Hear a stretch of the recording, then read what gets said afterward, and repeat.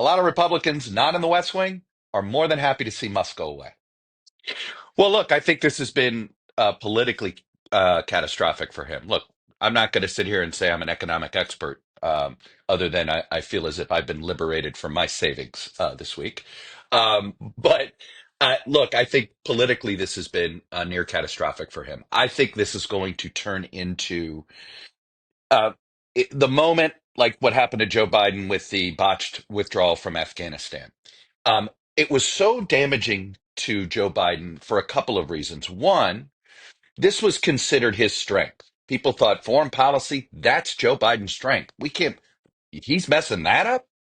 And it was a moment of competence. It was a competence moment. And from then on, he never recovered with a chunk of the public. His approval rating never got over 45%, and we know what happened. It was basically a failed term as president.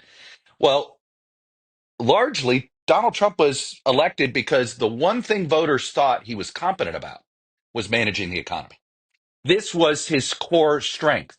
Look, plenty of people didn't like his character. Plenty of people were concerned about his foreign policy. Plenty of voters were skeptical of many of his ideas, except this one thought. Well, the economy was pretty good in Trump 1.0. He seems to know what he's doing. This is undermining his core competency. And when you look at the chaotic nature, you now have congressional Republicans more willing to speak out against him on this than any other issue we've had so far. And I think we've all wondered, what is the moment of fracture in the Republican Party? Is it going to be character? No. Was it going to be Putin? No.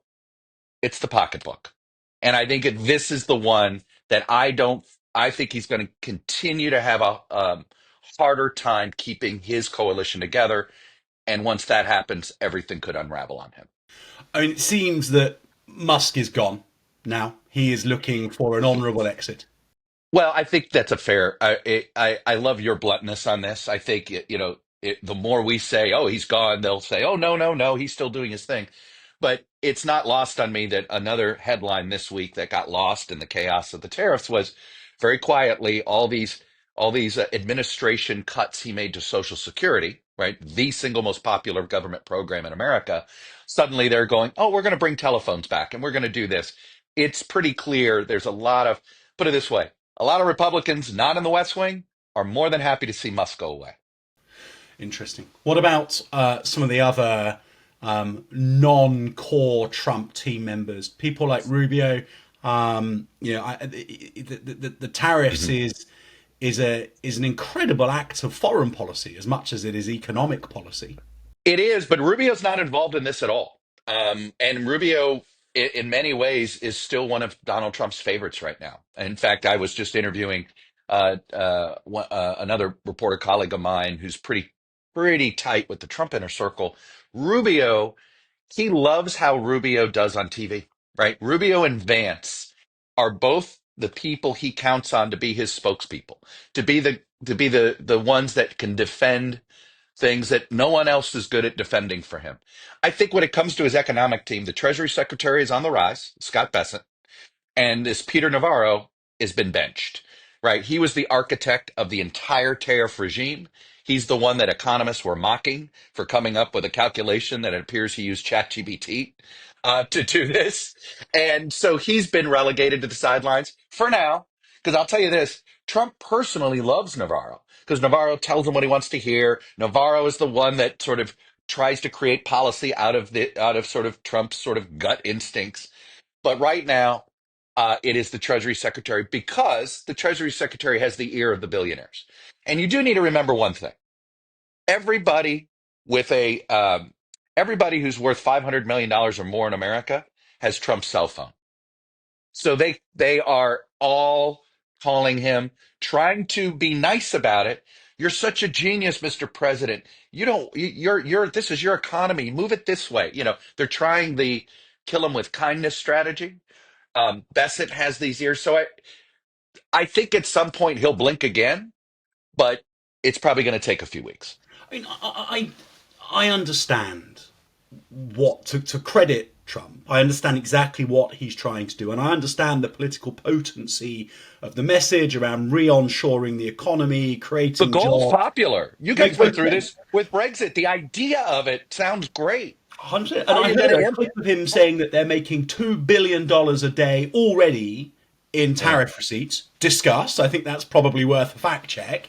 But yeah, there's something really seductive around jobs are coming home, America's right, economy is going to boom, and I'm going to cut your taxes because all the other countries in the world are going to pay to sell right. stuff into America. Like it is a politically incredibly seductive message, and what I think baffles me is that as the impossibility in that message seems to become exposed, Right. there's always a line that makes it somebody else's fault, or that they're being Always. misrepresented or misunderstood, or it's jam tomorrow, just wait till tomorrow, all be fine. And the voter coalition that he assembled last November, for now, seems to be ready to buy into that. Well, look, if you look geographically at his support, okay, and if you just look at, and I'm when where his strength was, where he won in the swing states.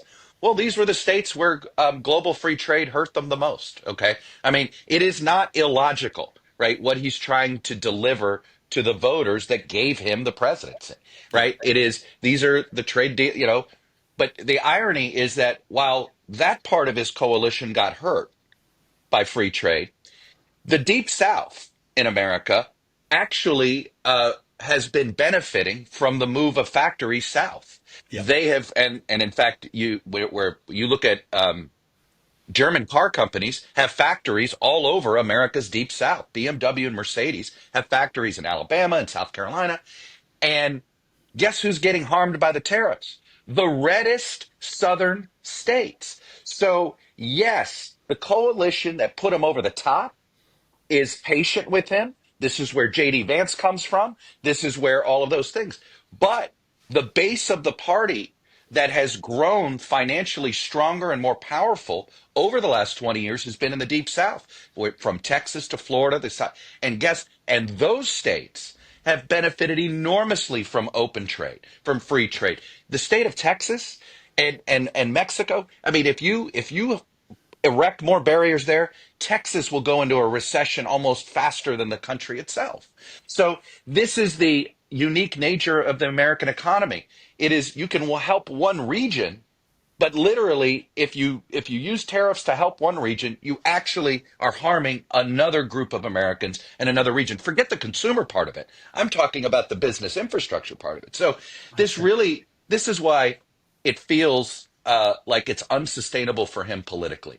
These two political coalitions are not going to be able to live together forever.